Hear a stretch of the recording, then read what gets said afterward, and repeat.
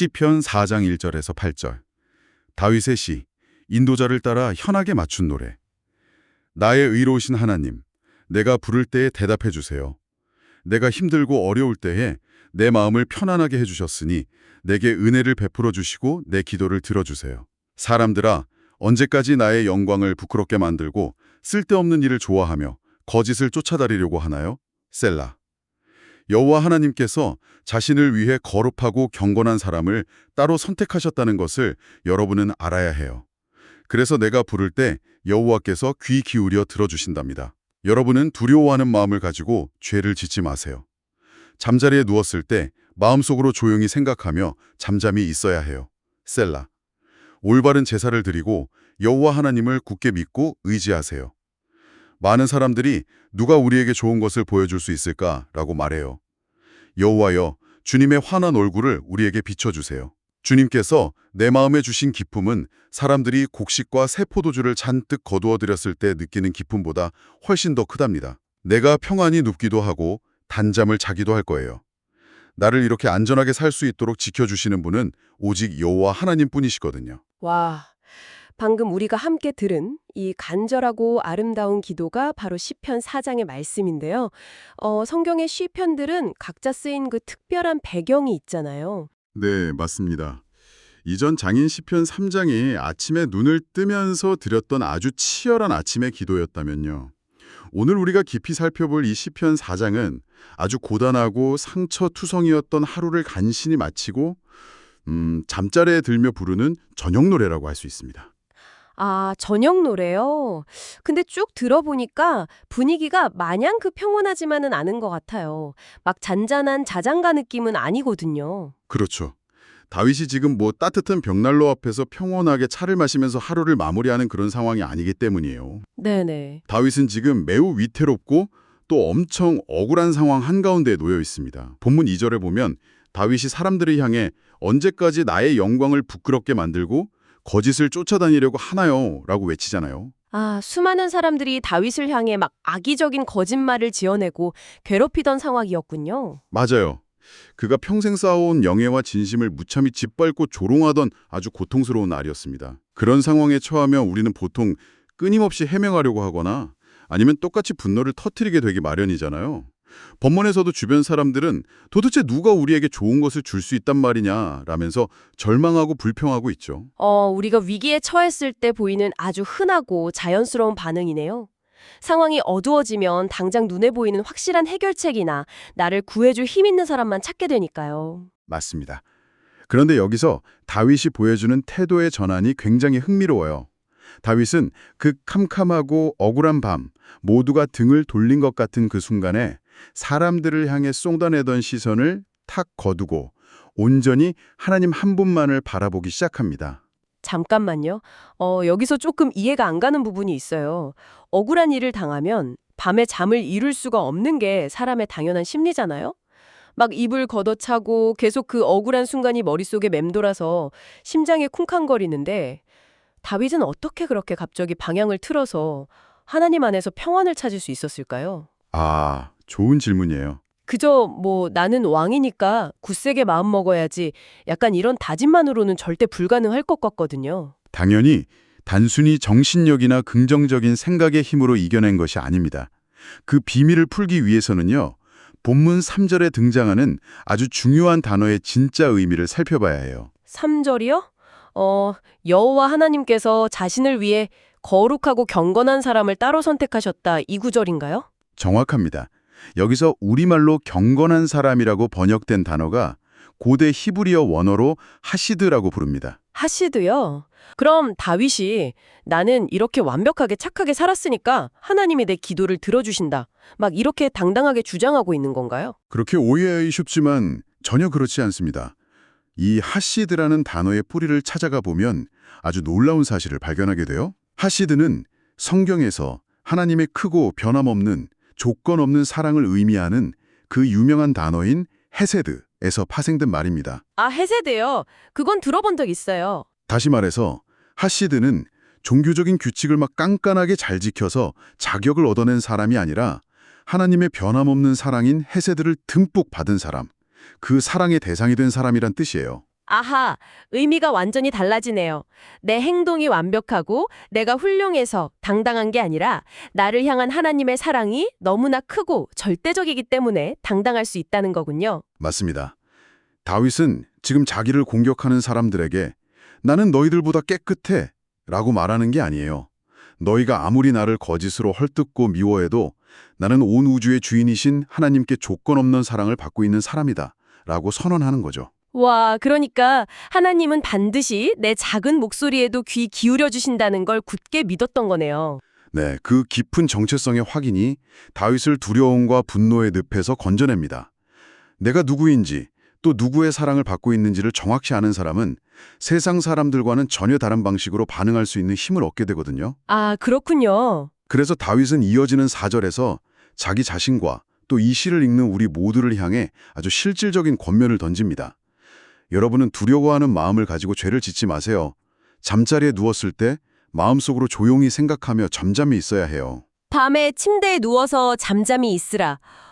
머리로는 알겠는데 사실 화가 났을 때 밤에 침대에 가만히 누워 있는 것만큼 고통스러운 일도 드물잖아요. 우리의 뇌가 그렇게 작동하기 때문이에요. 마음이 상하고 억울한 상태로 침대에 누우면 우리의 머릿속은 마치 영화관의 스크린처럼 그날 있었던 일들을 무한 반복해서 틀어줍니다. 아, 진짜 그래요. 막 나를 괴롭힌 사람에게 내일은 어떻게 더 날카롭게 쏘아붙일지 속으로 앙가품할 대사를 연습하기도 하고요. 네네, 밤새 분노의 시나리오를 쓰며 스스로 감정을 막 증폭시키죠. 심리학에서는 이걸 반추라고 부르는데요.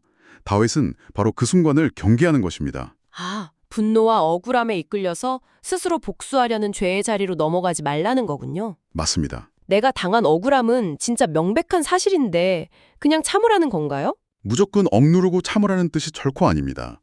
내가 직접 심판자가 되어서 그 문제를 해결하려고 하지 않아도 나를 끔찍이 사랑하시는 하나님께서 이 모든 억울한 상황을 보고 계시고 가장 완벽하고 공의롭게 해결해 주실 것이라는 깊은 신뢰가 있기 때문이에요. 아, 신뢰. 다윗은 자신의 시선을 나를 괴롭히는 원수들에게서 거두어서 나를 보호하시는 왕이신 하나님께로 완전히 돌립니다.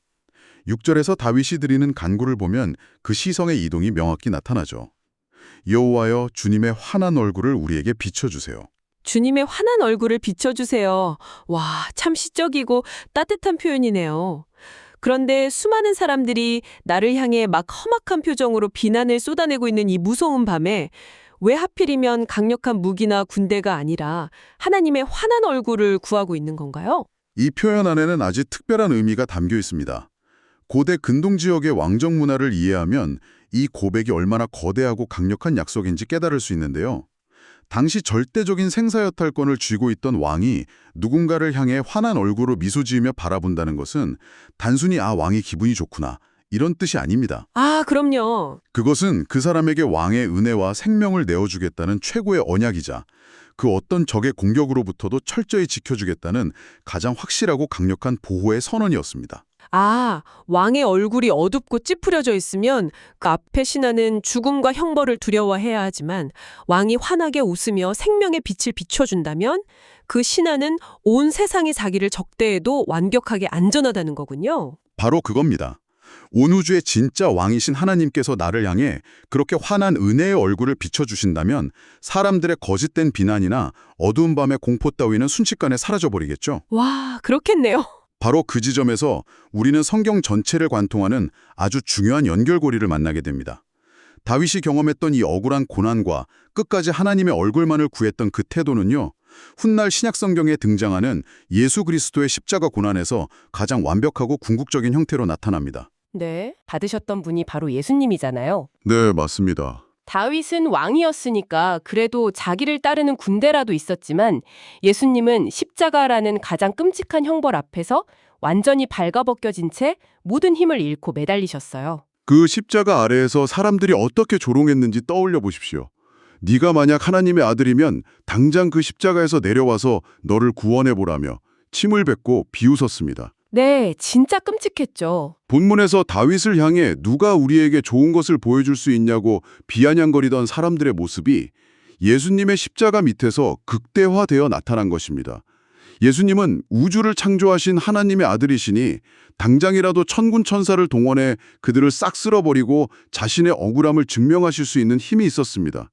밤새 분노의 시나리오를 쓰는 우리들과는 차원이 다른 진짜 심판을 내리실 수 있었죠. 하지만 예수님은 그 끔찍한 조롱과 억울함 속에서도 무력으로 싸우거나 같이 분노를 터뜨리지 않으셨잖아요. 마치 다윗이 잠잠히 누워 하나님을 신뢰했던 것처럼 말이에요. 그렇습니다. 예수님은 자신의 영광이 무참히 짓밟히는 그 가장 어둡고 무서운 밤에 오직 하나님 아버지의 계획과 사랑만을 굳게 신뢰하고 모든 것을 내어 맡기셨습니다. 그 완벽한 순종의 결과가 무엇인지 우리는 잘 알고 있죠. 예수님은 철저한 배신과 죽음의 어둠 속에서도 아버지를 신뢰하셨고 마침내 십자가에서 죽으시고 3일 만에 영광스럽게 부활하셨습니다. 아멘! 예수님의 이 십자가 죽음과 부활 사건이 바로 하나님 아버지께서 죄와 사망의 그늘에 앉아 두려워 떨고 있는 우리 모든 인류에게 비춰주신 가장 환하고 찬란한 은혜의 얼굴빛입니다. 우와! 우리의 모든 억울함과 죄악이라는 가장 캄캄한 밤을 깨트리고 예수 그리스도를 통해 영원한 생명과 구원이라는 눈부신 아침을 열어주신 것이죠. 정말 경이롭고 가슴 벅찬 진리네요. 다윗이 기도 속에서 어렴풋이 바라보며 갈망했던 그 하나님의 환한 얼굴빛이 예수 그리스도의 십자가와 부활을 통해 우리에게는 이미 너무나 선명하고 완벽하게 주어졌다는 거잖아요. 네, 완벽하게 주어졌죠. 이렇게 십자가의 은혜를 통해 하나님의 그 환한 얼굴빛을 정면으로 받으며 살아가는 사람들은 세상을 살아가는 방식 자체가 완전히 달라질 수밖에 없겠어요. 그래서 다윗은 7절에서 세상에 추구하는 기쁨과 하나님의 얼굴을 구하는 자가 누리는 기쁨을 아주 선명하게 대조해서 보여줍니다. 세상 사람들은 언제 기뻐한다고 기록되어 있습니까? 바로 곡식과 새 포도주가 잔뜩 거두어들여졌을 때입니다. 아, 곡식과 새 포도주요? 네, 상황에 의존하는 기쁨은 본질적으로 연약할 수밖에 없어요. 하지만 예수님을 통해 구원받고 하나님의 사랑, 즉 헤세드를 듬뿍 받는 하시드가 된 우리가 누리는 기쁨은 그 뿌리가 전혀 다른 곳에 있습니다. 뿌리가 다르다. 비록 지금 내 손에 당장 쥐어진 곡식이 없고 사람들이 나를 오해해서 사방에 꽉 막힌 것처럼 답답하고 고통스러울지라도 괜찮습니다. 왜냐하면 조건이나 상황과 상관없이 변함없이 나를 환한 얼굴로 바라보시며 나와 함께 하시는 하나님 아버지, 그분과의 관계 자체에서 오는 기쁨이기 때문입니다. 이것은 세상이 줄 수도 없고 세상의 어떤 환난이나 억울함도 결코 빼앗아갈 수 없는 훨씬 더 거대하고 깊은 기쁨입니다. 세상이 뺏을 수 없는 외부의 공격에도 결코 무너지지 않는 진짜 단단한 기쁨이군요. 이 모든 진리를 깊이 깨달았기 때문에 다윗이 이 치열하고 고달팠던 저녁 기도의 마지막을 그토록 당당하고 아름다운 승리의 선언으로 장식할 수 있었던 거네요. 그렇습니다. 내가 편안히 눕기도 하고 단잠을 자기도 할 거예요. 나를 이렇게 안전하게 살 수 있도록 지켜주시는 분은 오직 여호와 하나님뿐이시거든요. 이 8절의 고백에서 평안이라고 번역된 단어가 바로 우리가 잘 아는 샬롬입니다. 주변 환경은 여전히 적들로 둘러싸여 있고 내일 당장 무슨 일이 일어날지 모르는 위태로운 밤이지만 온 우주의 왕이신 하나님께서 환한 얼굴로 나를 지키고 계신다는 그 절대적인 안전함. 그 샬롬 안에서 갓난아기처럼 쿨쿨 달콤한 단잠을 잘 수 있었던 거군요. 네, 이것이야말로 십자가의 은혜로 거룩하게 선택받은 하나님의 자녀들이 누리는 진짜 안식이자 참된 행복입니다. 막 억울하고 힘든 밤을 보내고 있는 누군가에게 이 다윗의 저녁 기도는 그 어떤 위로의 말보다 강력한 능력이 될 것 같습니다. 분노로 밤을 지새우는 대신에 주님의 환한 얼굴을 바라보며 흔들리지 않는 샬롬의 단잠을 누리는 우리가 되기를 소망합니다. 친구들 그리고 부모님 여러분, 오늘 이 다윗의 저녁 기도를 들으며 여러분은 오늘 무엇을 결심했나요? 사랑의 하나님, 세상 사람들은 눈에 보이는 좋은 것과 곡식과 새 포도주가 많아져야 기뻐하지만 저는 주님이 제 마음에 주시는 기쁨이 가장 큽니다. 때로는 사람들이 나를 오해하고 힘든 일이 생겨서 마음이 상할 때도 있습니다. 그럴 때마다 밤새워 분노하거나 두려워하지 않고 잠자리에 누워 조용히 주님의 사랑을 묵상하게 해주세요. 나는 하나님의 변함없는 사랑을 듬뿍 받은 하시드라는 사실을 기억하며 주님의 환한 얼굴빛 아래서 평안을 누리게 해주세요. 내 삶의 어떤 어려움 속에서도 십자가로 나를 구원하신 예수 그리스도를 바라보며 오늘 밤도 단잠을 자는 참된 안식을 누리게 해주세요. 나에게 세상이 알 수 없는 든든한 평안을 주시는 살아계신 예수 그리스도의 이름으로 기도드립니다. 아멘.